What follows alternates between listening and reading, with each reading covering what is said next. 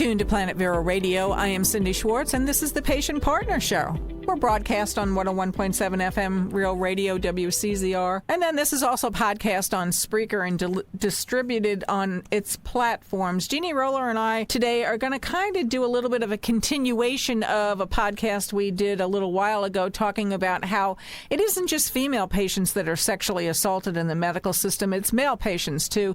It's also children. It is also young adults. I mean, it goes on and on. I don't want to know about it, but I do know about it. And so we need to get something done about it. We need to talk about it and get this fixed. And I also want to give a kudos, because it seems like with this podcast and with some of the subjects that we talk about, that we're beating up on the medical system in general, and we kind of are and kind of aren't. And to that note, so many people that are in the medical system, doctors, nurses, technicians, abundance of people in the system, do not want to work with this or witness this or are appalled, even worse trauma than patients experience by seeing other people in the healthcare system do this to patients. And they've chosen to be in this, in the medical arena, the good people, for lack of a better word. And, my heart goes out to them to have to work under these circumstances when they are in it for the right dignity, the right respect, and to try to help patients, which is what the medical arena should be about. And a lot of those have become whistleblowers because they see it every day, and the horrors that they've had to live through and do live through every day with knowing that this stuff has happened to patients. And so I'm throwing that out. Where's the legislation? Where's the help? Where are the accountability? Where's the transparency, Jeannie? Let's just talk about this. Well, Cindy, we know that for women, this has been going on a number of years. Mm-hmm. And really, we haven't made the inroads to stop it as much as what it should have been, because women are still getting abused, assaulted by medical practitioners. Mm-hmm. It doesn't stop. The stories just keep coming and coming and coming. But the thing is, people don't realize or want to admit that men are suffering the same. Mm-hmm. Women have been vocal for a number of years, but most men are not vocal. So there is no recognition of the harm that they are suffering. Most men won't talk about it. Mm-hmm. And it is a shameful thing for anyone to have to go through, because you get victim blamed, or you feel like you should have been able to do something, which is totally, totally wrong. You can't stop it because a lot of times you don't know that it's happening. Mm-hmm. The other thing is, as in the medical field, nurse practitioners and physician's assistants are becoming more and more involved, like in physical exams. Most nurses, an overwhelming percent, around 90% are female. So males will be exposed even more to physical assault or abuse because of this changing job role. Mm-hmm. The other thing is, I've read this week stories of a doctor here in central Indiana being accused of sexually assaulting at least 83 female patients. I read a doctor in New York State has been accused of assaulting patients, including 2 minor male patients. Mm-hmm. It just doesn't stop. It just keeps coming and coming and coming. Mm-hmm.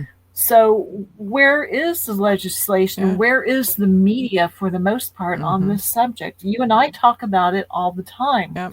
But where is all the attention to this? Mm-hmm.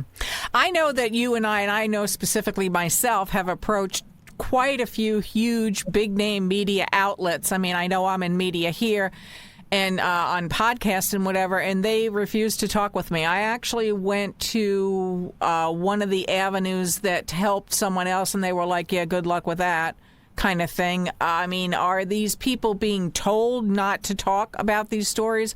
Are the marketing dollars shutting them up there if they print these stories, if they talk about these stories, then therefore they're going to have the wool taken, the rug taken out from underneath them, and they're not going to have a newspaper anymore. They're not going to have a media outlet anymore. I don't know. These are all my opinions.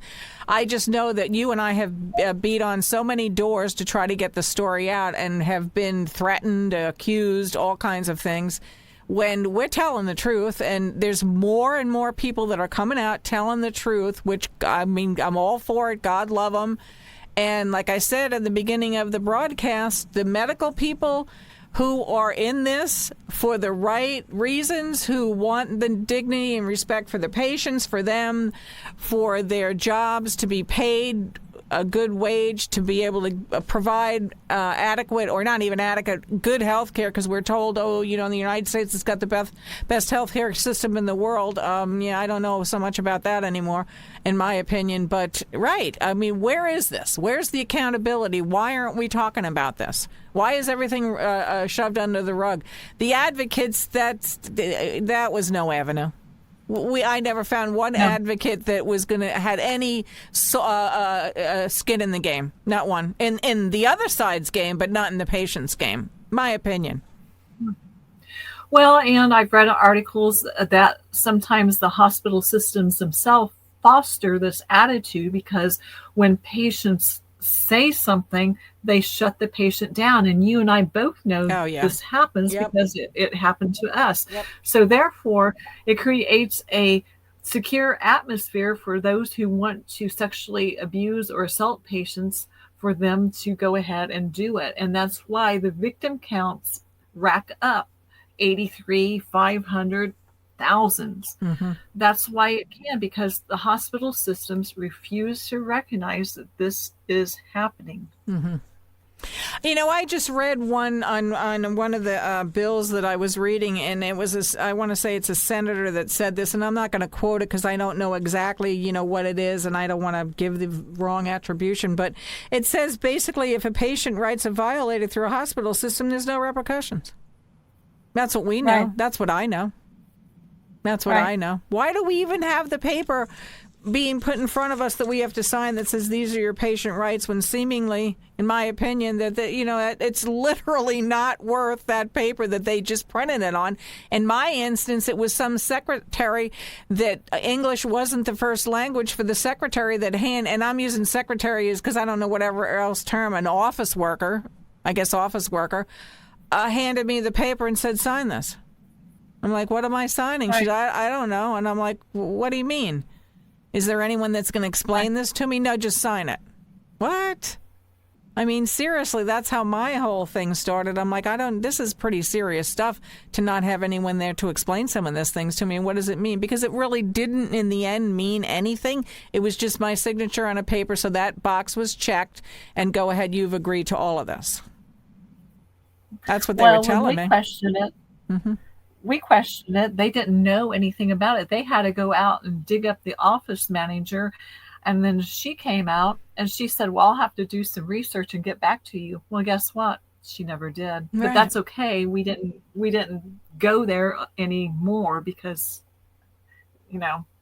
but these it was clear that was a place. Right. But these are so my argument is these are the people that you're giving, you being the, I don't want to say big conglomerates. I don't know who it is, how this got to be this way. These are the people you're giving us to front your whole medical arena. And we're supposed to just blindly sign these papers and it's okay. That it doesn't really mean anything. That's what it seems like to me, when it's supposed to mean the exact opposite. And I'm not talking about medical malpractice. That's not what this is about at all. I'm not looking to sue anybody. I never was looking to sue anybody. I'm just trying to figure out why the care is so bad and why I'm the bad guy. When all I wanted was good medical care. I was paying money for it. You took my money. You took my check. You took my medical insurance, but, I'm not supposed to get good care?